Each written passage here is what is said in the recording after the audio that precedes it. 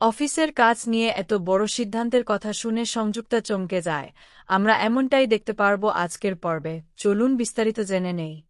ধারাবাহিকের শুরুতে দেখা যায় গোপাল সকলকে বলে, দাদা, তোমরা আমাকে একবারও সুযোগ দিলে না, চিকিৎসা করিয়ে সুস্থ করার কথা বলছ, কিন্তু আমি জানি এই অসুখটা আর সারবে না।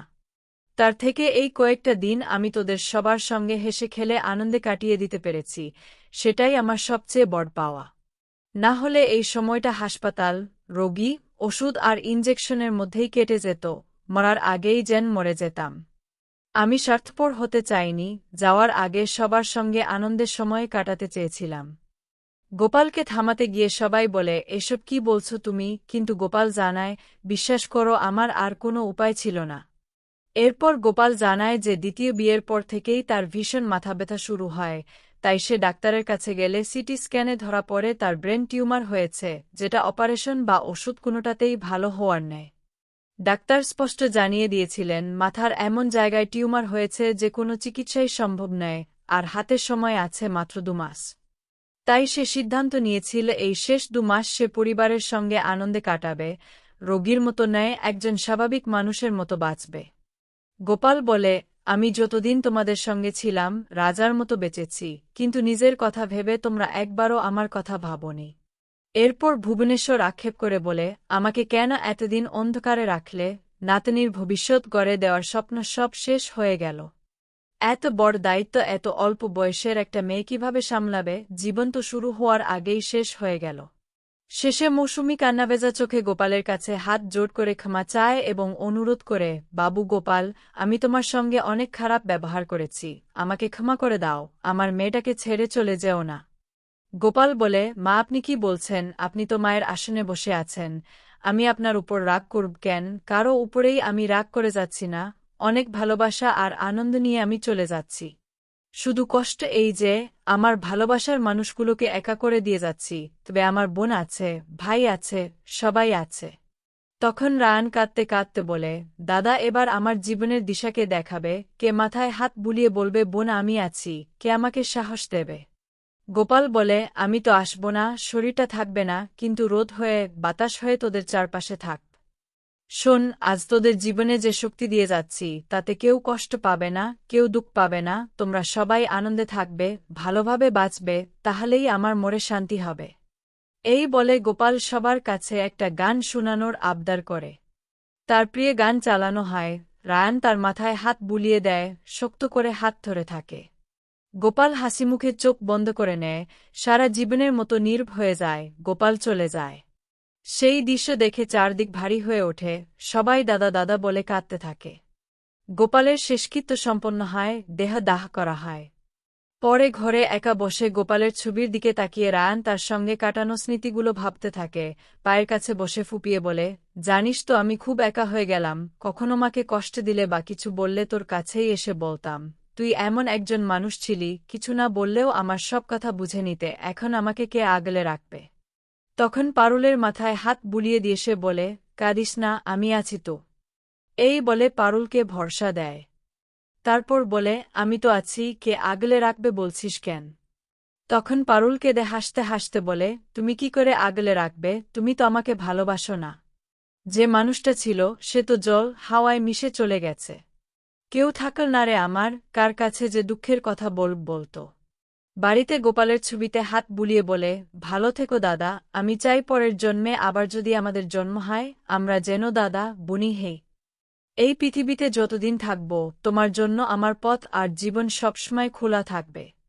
এভাবেই কিছুদিন কেটে যায়। তারপর সে অফিসে যায়। সেখানে একজন বলে, গতকাল খবরটা শুনলাম, সত্যিই খুব খারাপ। অন্য একজন বলে, ব্যাপারটা অনেক বড়লস, কারণ দাদাই তো আমার জীবনের সবচেয়ে বড় সাপোর্ট সিস্টেম ছিল। রাজ্য নেই ঠিকই, কিন্তু তোমাকে তো মুভ অন করতে হবে। সে বলে, পারব কি না জানি না, কিন্তু করতেই হবে। না হলে আমার দাদা কি আমাকে ছাড়বে। মানুষটা হয়তো চলে গেছে, কিন্তু সে সবসময় আমার পাশে আছে, ঠিক নজরে নজরে নিজের বোনকে দেখছে। আমি যদি এতটুকু দুঃখ করি, ও শান্তি পাবে না। আমার কপালে শনি নেই, আমি মন থেকে বিশ্বাস করি। ঠিক তখনই স্টার্লিং এসে সবাইকে জানায়, কিছুদিনের মধ্যেই মার্কেটে 2টো প্রোডাক্ট লঞ্চ হতে চলেছে, সেগুলোর প্রমোশনাল প্ল্যান বানাতে হবে। আমরা মূলত মধ্যবিত্ত বাঙালি কাস্টমারদের টার্গেট করছি, তাই বাংলায় একটা ইউনিক ট্যাগলাইন তৈরি করতে হবে। তবে মনে রাখবে, প্রোডাক্ট দুটো আলাদা, একটার সঙ্গে আরেকটার কোনো মিল নেই। তখন প্রশ্ন করা হয়, প্রোডাক্টগুলো কি? শালিনী বলে, একটা পিওর লাইফের বিরিয়ানি মশলা, আর অন্যটা বশপ্রফি টার্জেন্ট। তোমাদের হাতে 2 ঘন্টা সময় আছে, তার মধ্যেই ট্যাগলাইন রেডি করতে হবে। তৎক্ষণে সেলস ডিপার্টমেন্টের লোকেরা এসে যাবে। তখন সুব্রত রায় এসে বলে, কিন্তু আমার তো কম্পিটিশন চলে এসেছে, এখন স্কোর 11। এই কম্পিটিশনটা জিতে গেলে স্কোর হবে 21, আর তারপরেটা জিতলে ফাইনাল স্কোর দাঁড়াবে 31।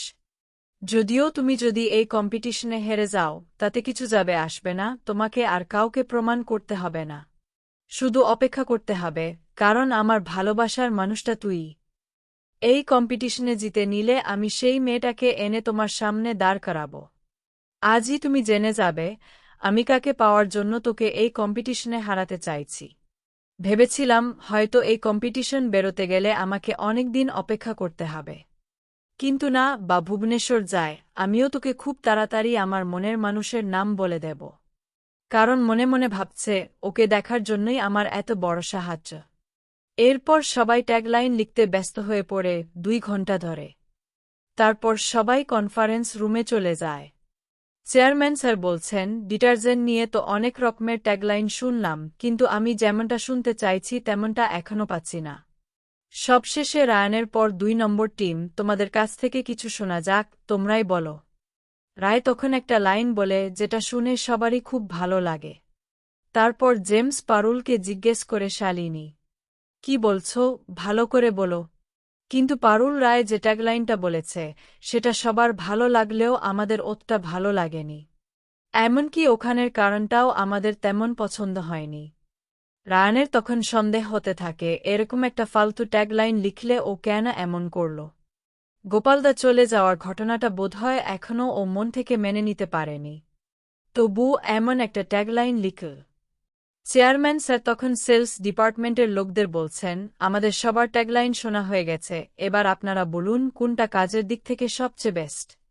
তখনই সেলস ডিপার্টমেন্টের লোকেরা বলে যে তাদের কাছে রায়নার ট্যাগলাইনটাই সবচেয়ে ভালো লেগেছে, কঠিন লাগে, সহজ সমাধান।